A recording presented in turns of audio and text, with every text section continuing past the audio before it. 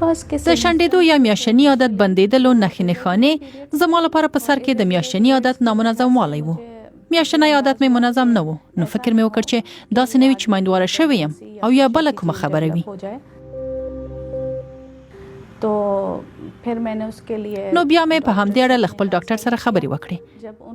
کله چې مې خپل ټول علایم ورته وویل، نو بیا پوه شوم چې زما د مینوپاز یا میاشتني عادت د بندېدو دوره پیل شوې ده. خلک همدومره پوهیږي چې په طبیعي ډول یو وخت میاشتنی عادت بندېږي، خو دا چې دا عمر څو کاله دی، دا چې ښکته او پورته کېدای شي او نښې نښانې څه دي، په دې نه دي خبر. که تر یوه کاله مو میاشتنی عادت بند وي، نو همدا شنډېدل یا مینوپاز دی. د 40 او 50 کلنۍ ترمنځ هر کله بندېدای شي. ځینې استثناوې هم پکې شته. کله آن تر 80 کلنۍ نه بندېږي، خو کله بیا ډېر وختي آن 30 کلنۍ کې میاشتنی عادت بند شي.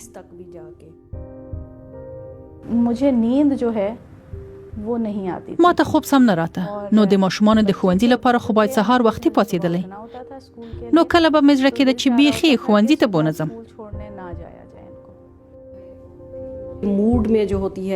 د ښځو خوی او مزاج کې ډېر بدلون راځي. په ځانګړي ډول تشویش ډېر کوي او هاټ فلشز یا تودې څپې هم پرې ډېرې راځي.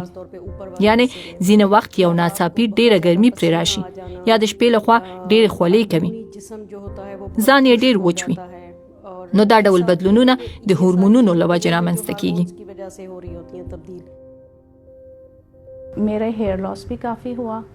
زما به ویښتان هم تویدل او وزن مې هم زیات شو، داسې چې وزن مې ډېرېده، نو پښو او بدن مې درد هم کاوه.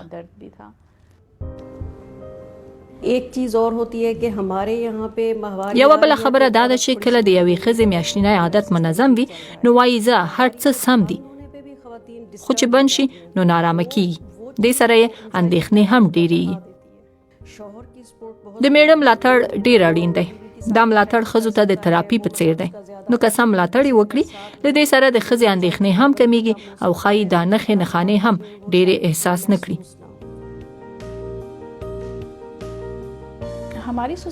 زموږ ټولنه کې په دې اړه خبرې نه کېږي.